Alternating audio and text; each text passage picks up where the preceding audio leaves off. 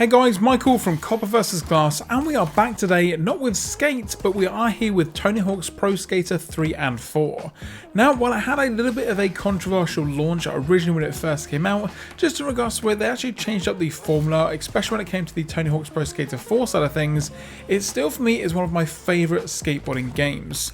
Now, that's for a couple of reasons. It can be the pro skaters, the amount of customization, but the main thing is going to be the maps. And as you can see from this brief showcase here of the introduction, there is a ton of classic and amazing maps in this game, and also some stuff that maybe some other skateboarding games like Skate could actually learn from. So, let's take a look.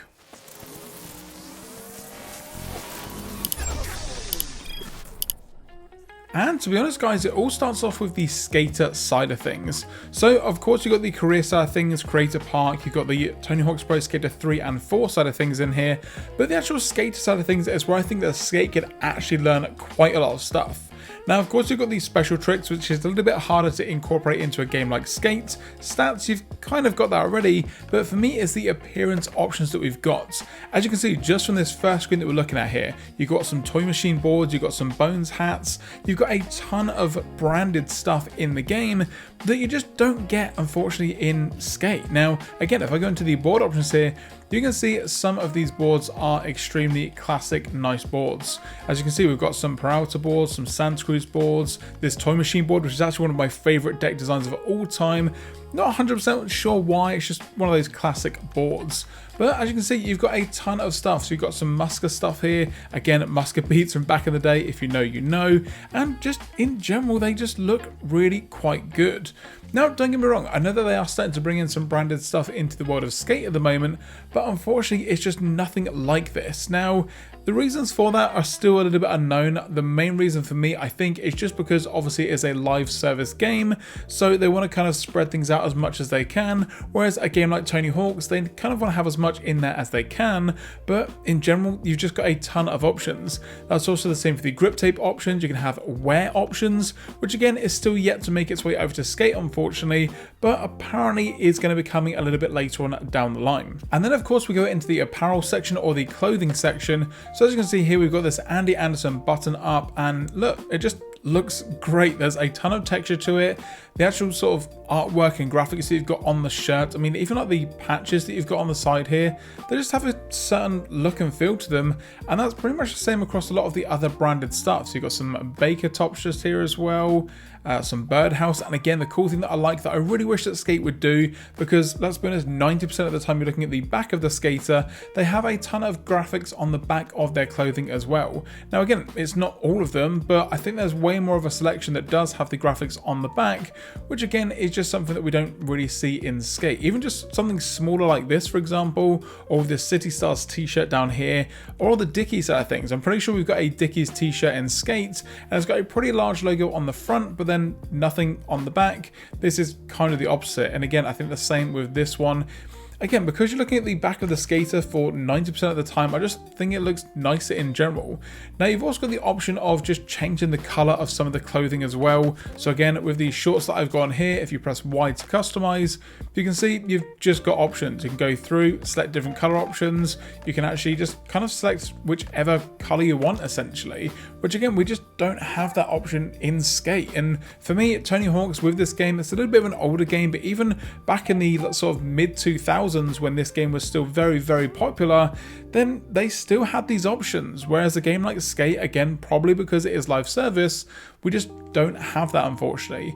Now that also carries over to the shoe side of things as well. So if I go into these globe shoes just here, again, you can customize and choose the different colorways. So again, you don't have to get separate unlocks for each individual pair of shoes, which again can be super annoying in Skate. And to be honest, that's the same with things like the socks, hats, the shoes, tattoo options, and just in general the customization when it comes to your appearance as well. Just a little bit more options. You've got better hairstyle options, and the overall art style just does look a little bit more not necessarily realistic, but more real to life than what we have again in Skate with the more cartoony overall design. If anything, this version of Tony Hawk's Pro Skater, this re-release of 3 and 4, kind of reminds me very much of those original footage that we saw of Skate back in the day, where it did have a little bit more of a realistic, gritty feel to it, instead of the more colourful, kind of cartoony version that we've actually got. However, of course, let's jump into the actual skating side of things. So, like I mentioned, obviously this is Tony Hawk's 3 and 4. So when you go into the career, you've got all of your skaters, and again, pro skaters. This, I think, is something that is massively missing from Skate. So again, you've got your classics. You've got your Tony Hawk, of course, being named after him. But you've also got some more up-and-coming skaters as well. I mean, for example, Chloe here, 13, I think, years old when she made X Games history. So yeah, it's kind of cool to see these more up-and-coming and not necessarily lesser known skaters, but just newer skaters. Obviously, you've still got some of the classics. You've got your Jamie Thomas, your Rodney Mullen, of course, you've got the Steve Caballero side of things, and some of these guys are some of the absolute legends in skateboarding, but unfortunately, we just don't see them in anything other than this particular set of games. Now, again, in previous versions of Skate, we did. I mean, there was a year, I want to say there was a year when we had someone that wasn't in Tony Hawk's that then was in a Skate game, I want to say. I'm pretty sure it was Eric Costin. I'm pretty sure Eric Costin at one point, and again, we can see him just here, I'm pretty sure he wasn't in a Tony Hawk game one year because he did appear in Skate. So, yeah, it's kind of cool to see. And of course, they had to bring back the classics with regards to Bam Margera as well. This was a whole thing until he got brought back into the game. And for me, I'm pretty happy that he's here. As you can see, you've got a potential major omission from Tony Hawk's 3 and 4. Had fans worried? Would Activision really leave one of the series' most beloved skaters behind?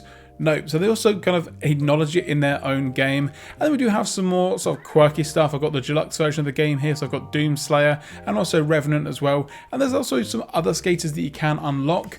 And you've also got a shop here. So if I go into the secret skater side of things, you can see we've got Andy Anderson, we've got Michelangelo from the Turtles, and just some other things in here that, again, you just unlock from playing the game. So this one here, you've got the metal deck pack. So you've got, you know, gold and silver and bronze and things. You've got the ice pack here, you got different color filters and things, and again, these are all just from realistically just playing the game and then using the in-game currency to get them. It's the same with different clothing options. You've got different hats, tops, bottoms, socks, everything in here. You can just go through and just buy essentially what you want. And the cool thing is, again, with the tops, the color options. So you've got this flannel shirt, for example, and again, in Skate, this would be multiple different color options, but the same mesh.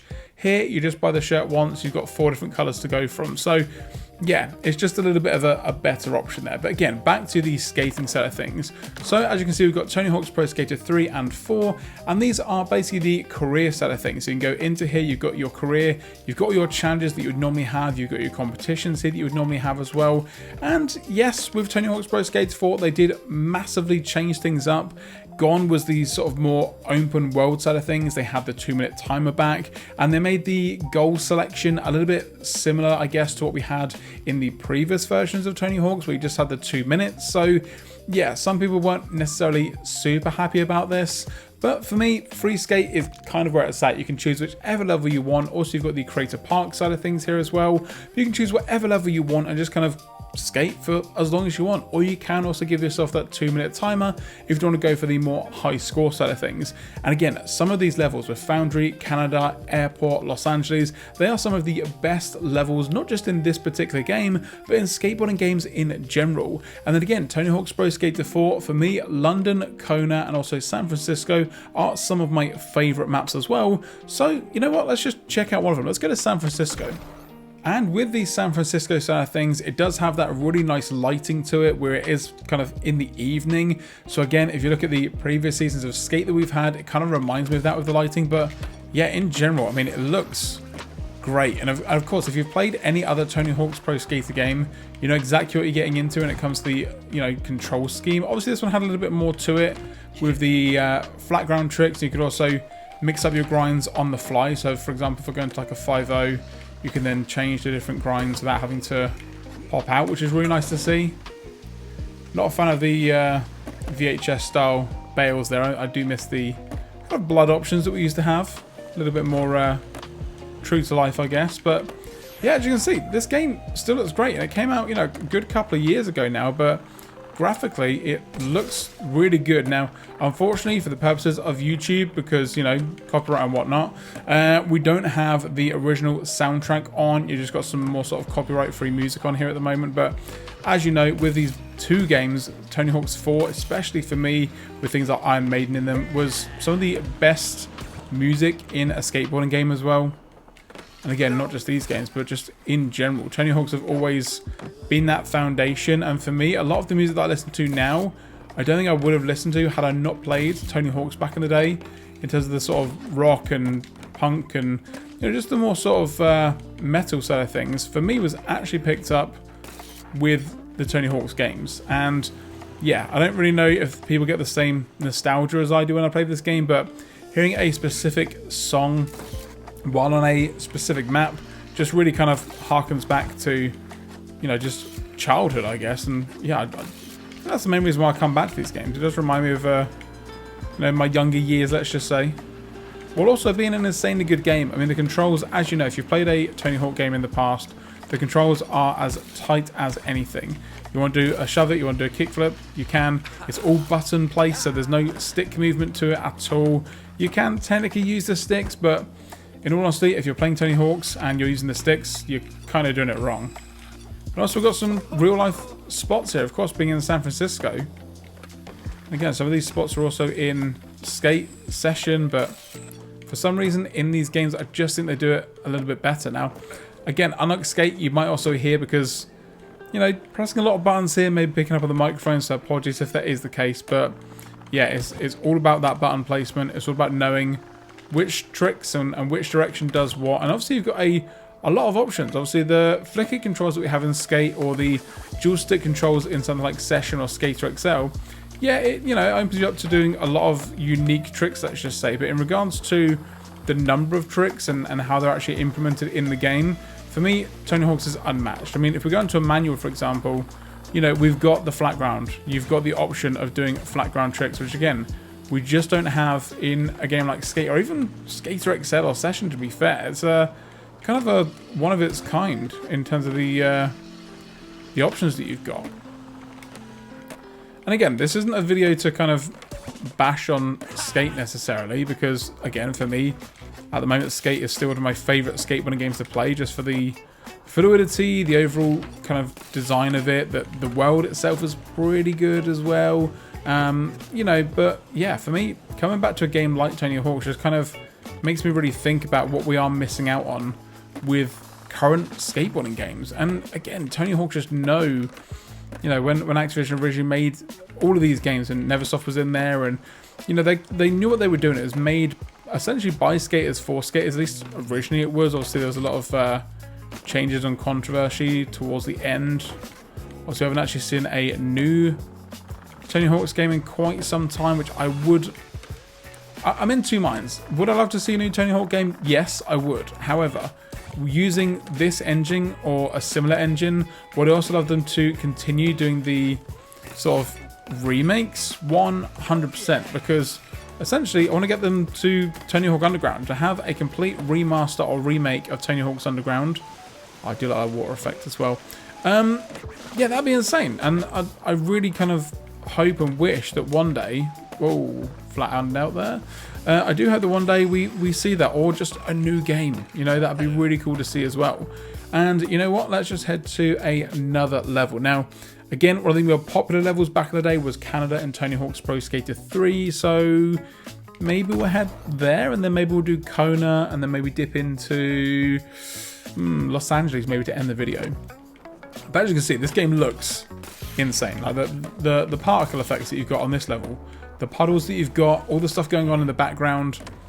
And don't get me wrong, there's not a ton of like people around here. As you can see, there's like no one really around, but it just looks like, look how cool this looks. Like, doesn't that look insane?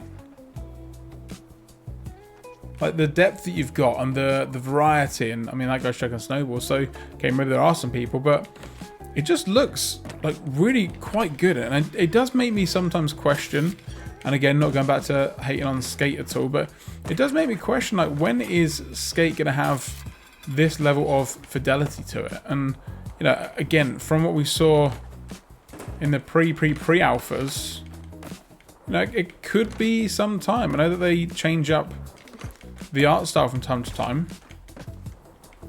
And again, it might not be the most realistic thing because, like down here, for example, just skating in, well, kind of ice, I guess. But it'd be great to see this level of detail in a game like Skate with everything that you've got and the way that they're doing it at the moment and with new events and stuff. It would be cool to see just a little bit more care, I guess, given. And don't get me wrong, maybe this is different because they had a starting formula. They knew what the game was. They didn't make this game from scratch, at least for this remaster, obviously. You can go out here into the forest, which is kind of cool. Oh, I thought I was going to go over that. But yeah, at least for this remaster, they had a idea of what the game was going to look like. And, you know, maybe it's different for a game like Skate, where they have to come up with brand new things all the time. But again, I'd argue that making games these days is, I don't use the word easy, I don't think that's the right word at all, but yeah, there's a certain formula that they've got, and I think that EA especially knows kind of what they're doing when it comes to Skate. Got some water in here that we just need to avoid. Now, the annoying thing is you can't go off your board, so to kind of climb over stuff, you kind of have to sometimes awkwardly skate around and position yourself in different places, but yeah, it's just great. Like the level of detail is, I just think it's really good. I mean, you've got these sort of more, not necessarily secret areas, but like, I guess, yeah, secret areas. Find around the horn. And come back on yourself. Easy. But yeah, and obviously I'm not, you know, I'm not stupid. I know Tony Hawk's 4, they kind of, I don't want to say ruin it, because I don't think they, some aspects of the game still feel really good. Obviously the maps and the actual skating, which is quite important. And yeah, they did change how the challenges work. But for me, the fun factor was definitely still there. And speaking of fun factor, let's mix it up with another map. I want to get through another couple before we end the video. So let's just go to... See, airport is classic. Okay, hold on. What we're going to do, we're going to do one run through airport. Because if you don't know, airport was kind of a sort of harkening back to the original Tony Hawk's, where it was all pretty much downhill levels. So you can, if you want to, kind of just start at the top here and go down in one long combo, which I think we're going to try and do. I missed the top, that's a little bit annoying. Yeah, you can get from top to bottom with just the one combo. Which is cool. Again, doing something like this in Skate or any other game is just not doable. And again, maybe that's because of the type of game that Skate is, or Session or Skater XL. They are more, they are more, not simulation based, but more in realism. I should really know that I messed that up. But none of this is pre-recorded, so yeah, not always going to go to plan. But like the reflections and just, yeah, everything. Okay, so going back into the, do I want to go Kona or London? I might go Kona. Alcatraz is good too. Alcatraz looks insane in this game. No, we'll go to Kona. Also, I don't want to give everything away. Obviously, this game is available, you know, multiple different places and marketplaces. If you want to pick it up for yourselves, I would recommend, if I'm being honest, I would recommend this over the 1 and 2 remake, which might be a little bit controversial because of all the changes that they made to this game and the things that people maybe don't like about it as much. Oh, that'd have been cool. But for me, the variety that you've got in the characters, which don't get me wrong, are very similar to Tony Hawk's 1 and 2. And obviously where it's built on the same engine, you know, you could just kind of swap out assets. I don't really think anyone would make any hoo-ha about it. I think everyone is fully aware that it's basically the same game, just with different levels to it. Character customization, the pros, it's all very similar to obviously what we've had before. But yeah, this one just feels different for me. And again, maybe it's because I played this, I want to say the most. Obviously, Tony Hawk's, when it originally came out, you know, I was 10 or 11. Not to give away how old I am or anything, but yeah, I was about 10 or 11, I think, when it came out. So yes, I did play it, but the majority of my effort and time was put into Tony Hawk's Pro Skater 2. And then I want to say 3 was probably my most played. And believe it or not, back in the day, before I got like a console or sort of separate games, obviously a lot of the days I would play on the PC. And I had Tony Hawk's Pro Skater 3 on PC, so you would navigate, you know, your directional pad or your D-pad on the controller would be the arrow keys on the keyboard. Space would be to ollie. B would be to do grabs, V would be to grind, and C would be to do flip tricks. So you can imagine how that was, but I'll be honest, I got some of my highest scores and best online performance when I played on PC. So yeah, if you want to give it a go, then by all means do so. But yeah, like for me, it's just, yeah, Tony Hawk's 3 was just the one. And then Tony Hawk's 4 came around, and yeah, okay, it's different in this game, and we're not going to go into it in too much detail, but the open world formula that would eventually get to the underground side of things, where it was basically a complete, not open world game, that's kind of wrong to say, but it had open world elements to it. You know, there was a lot of freedom in the map, so you could go and do essentially what you wanted. Whoa, that's insane. Yeah, it would completely open up, and then obviously we got to Tony Hawk's, you know, Project 8, which if you had it on the newer consoles, I think on the PS2 and original Xbox, it didn't have any open world formula to it. But if you had a PlayStation 3 or Xbox 360, then it was a completely open world game. And I think it was the same with Proving Grounds as well. Yeah, like Tony Hawk's 4 kind of started the formula for that. But you know what? Let's finish off with, I think, what's going to be my favourite level in Tony Hawk's in general. And of course, in Tony Hawk's Pro Skater 3, we have Los Angeles. Now, when this first came out and we had the earthquake and the police chase and everything moving around the map, I thought that it was completely game-changing. And don't get me wrong, there's a load of stuff like that in Tony Hawk's 3, you know, the way that the world kind of changes and moves with your actions, you know, start on the earthquake and on the cruise ship when you would sort of essentially destroy a bunch of stuff, and Foundry, you'd knock the foreman in, and you could, you know, I don't know what it's called, but the thing that gets really hot with the like molten metal in it, you could knock that over and things, and it was just really cool to see. And obviously, as you can see, we've got the aftermath of the earthquake with the bridge at the top there, which is basically completely fallen down. Got the Hollywood sign in the background there. So yeah, it was just a great game. Even like these little corner sections over here, if we just get up on here, we can probably go up onto the broken freeway up here. But even just to do combos like in and around this area. Oh, I fell off. Okay, cool. But yeah, it was just cool. Like, it was, yeah, it's hard to explain. If you weren't there playing it back in the day, this video might not mean anything to you. But then in that case, I would really urge you guys to go out and try these games. You know, for me, I think it'd be a little bit weird to play or enjoy a game like Skate or Session or any other skateboarding game really without first playing or at least trying out Tony Hawk's Pro Skater.